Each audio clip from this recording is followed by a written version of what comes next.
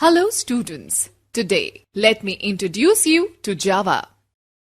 Java is a third-generation object-oriented programming language. It was originally developed by James Gosling at Sun Microsystems. Java can be used to create user-friendly computer applications that can run on a stand-alone machine. Java can also be used to build application modules which can be easily distributed through the internet. Such modules help user to interact with the web pages easily. Students note that in large software systems, a module is a software component or part of a program that contains one or more functions to carry out specific tasks. Java applications are platform independent, which means that Java applications can run on any platform. The term platform refers to a specific combination of hardware and system software operating system. For example, an application running on a computer with the Intel Core i7 processor, hardware, and Windows 7 may not run on a computer with Macintosh operating system. Definition: a computer program's capability to run on multiple platforms is referred to as platform independence.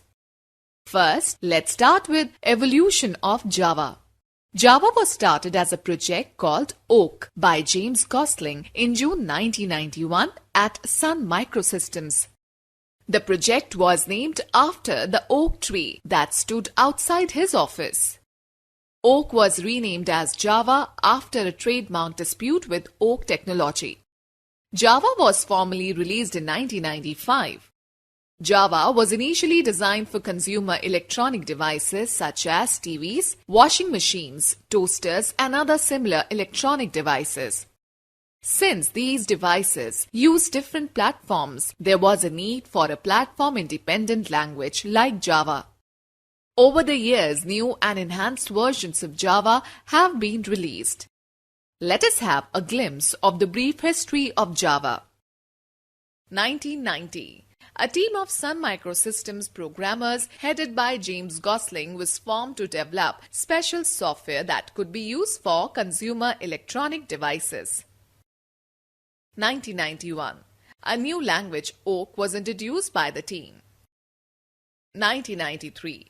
Oak transformed the text-based internet into a graphical-rich environment. 1995. Oak was renamed as Java. 1996. Java language became famous for using object-oriented approach. 1997. Java Development Kit JDK 1.1 was released by Sun Microsystems. 2010. Oracle acquires Sun Microsystems.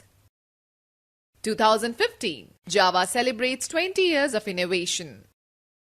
2018. Java SE11 initial release and updates. Now let us learn how many types of Java programs are there. There are two types of Java programs: standalone applications and internet applets.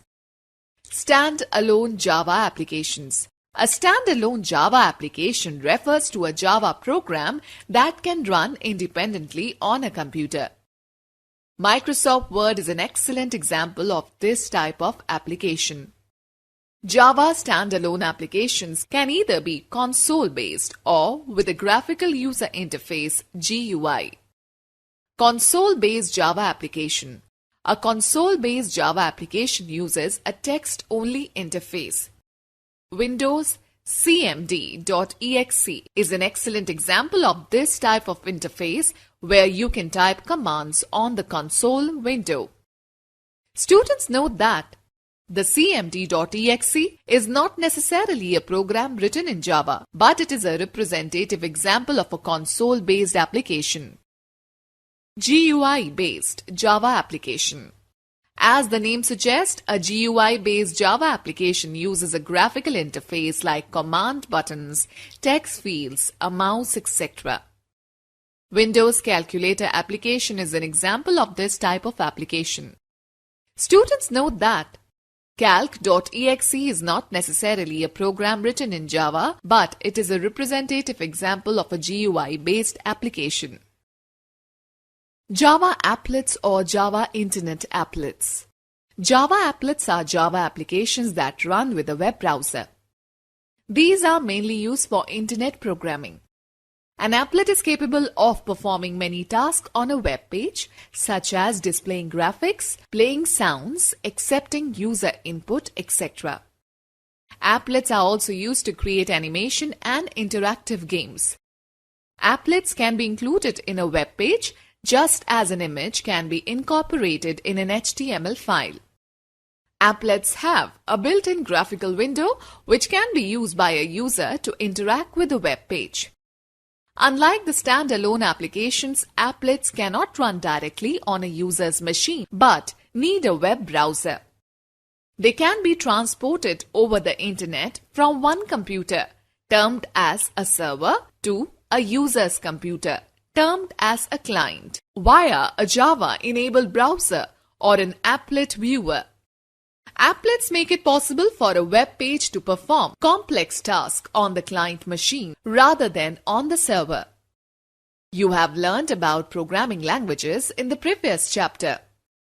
In this chapter, let us learn a bit more about the machine, assembly, and high-level languages. Now let's talk about machine language. Initially, computers were developed to carry out instructions that were written in machine language. Machine language instructions are expressed as binary numbers called machine code. A binary number is made up of two digits, 0 and 1. Each digit, 0 or 1, is called a bit. Thus, a machine language instruction is just a sequence of zeros and ones. A machine language instruction may look like, even though most computers perform the same kind of operations like input, processing, and output, they use different sets of binary codes for each instruction. As a result, the machine code for one type of computer may not be the same for another type of computer. For example, machine code for a Windows computer is different from an Apple computer. A computer can directly execute a program only if the program is written in its own machine language. Now let us understand assembly language. Writing programs in a machine language was a tedious process and was prone to errors. In addition to this, these programs were very difficult to read and modify. To overcome these issues, assembly languages were developed which allowed programs to be written using symbolic operations called mnemonic codes. For example, instead of using 100101, you can use mnemonic add. An assembly language instruction may look like, although these programs were relatively easier than machine language, but they were not recognized by the computer. Therefore, an assembler was needed to translate programs written in assembly language into machine language, as shown in figure. An assembler is a program that translates an assembly language program into a machine code. Students, let me tell you about high-level languages. The restrictions in the usage of machine and assembly languages prompted people to develop a language with the following features: simple and user-friendly language, language that is machine-independent. Owing to the above-mentioned features, it became easy to learn and use computer languages. A large number of people started writing computer programs using these languages. A high-level language is quite similar to the English language. Basic, C, C++, Java, etc. are some of the very popular examples of high-level languages.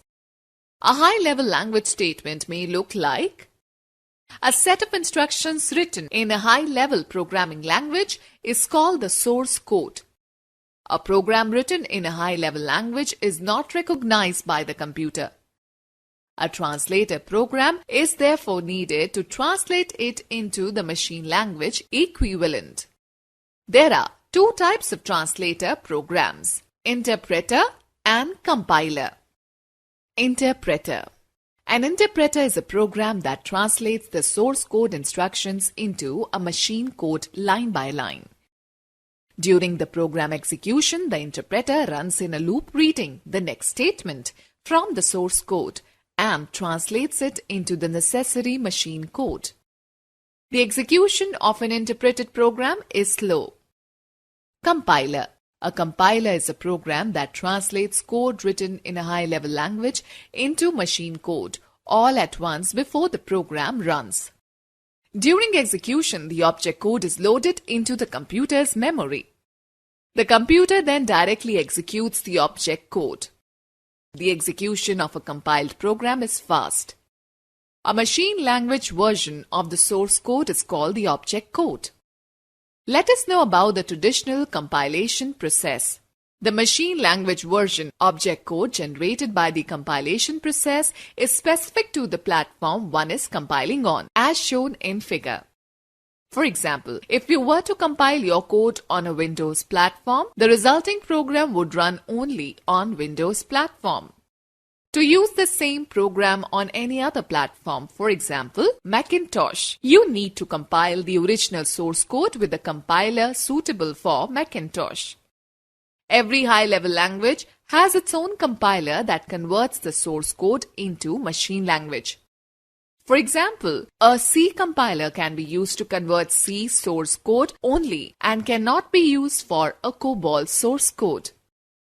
Now let us see how Java compilation process is different from the traditional compilation process. In the traditional compilation process, an equivalent machine code is generated for that particular platform. However, on compiling the Java source code, you get a bytecode, which cannot be directly executed by the machine. This bytecode needs a Java interpreter to convert it into the machine code of the computer on which it is to be executed. This interpreter is part of the Java Virtual Machine or JVM. See the zoomed out part of figure. A Java source code file has a .java extension and the bytecode file has a .class extension. Students, let's know more. Source code written in Java language is compiled into machine language, but it is a machine language for a virtual computer known as Java Virtual Machine or JVM. The machine language for the Java Virtual Machine is called bytecode. Note that a different Java bytecode interpreter is needed for each type of computer, that is, Windows, Unix, and Macintosh. However, once a computer has the required Java bytecode interpreter, it can run any Java bytecode program. This is different from what you studied in the traditional compilation process, where you were required to go back to the source code and recompile it for a different computer. The JVM also includes a just-in-time JIT compiler that compiles selected portions of bytecode into executable code. The remaining code is simply interpreted. Students note that in computing, executable code or an executable file causes a computer to perform a series of instructions when it is opened. JRE is an acronym for Java Runtime Environment. The JVM, along with many other class libraries, constitutes the JRE. JDK or Java Development Kit is a software for developing Java applications. The JRE, Java compiler and other development tools are all contained in it, as shown in the figure. In Java, the same compiled program can be run on many different types of computers. The right ones run anywhere slogan is usually used in reference to Java programs because once written they can run without modification on any kind of computer. The underlying operating system makes no difference. All that is needed is the corresponding JVM. Students, let's know more. Java uses a combination of compilation and interpretation. Now let us quickly recap the steps involved in Java compilation process. The source code is written using the Java language. The files are saved with the .java extension. The .java files are compiled using the Java compiler. The compilation process generates bytecode files with the .class extension. During execution, these bytecode files are read and interpreted by the JVM.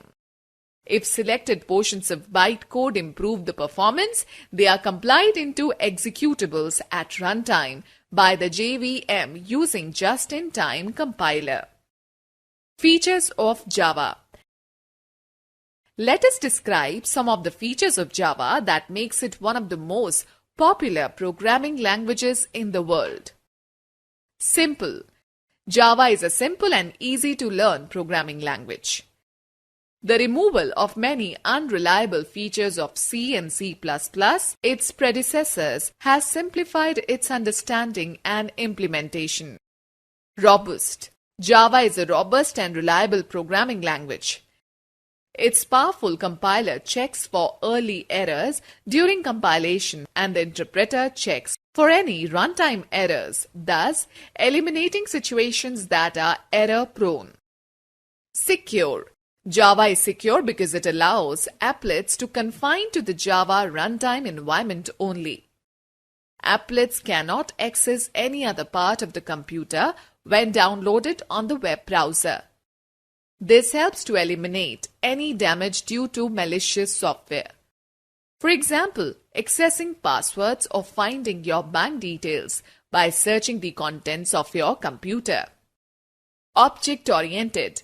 Java is a true object-oriented programming language because it treats everything as an object. It enables us to take full advantage of the object-oriented paradigm and its capabilities of creating flexible and modular programs. Platform independent. The concept of write once, run anywhere is one of the most important features of Java, which makes it a very powerful language. Java applications can run on any platform that has the JVM installed on it. Multi-threaded. Java is also a multi-threaded programming language. Multi-threading works in a similar way as multiple processes run on one computer. To understand it, let us take the example of a Java game. Although the game is a single program, yet different threads within the game manage scores, graphics, and hundreds of other core features of the game. Hence, a single application executes multiple threads together, which enhances the capabilities of a program.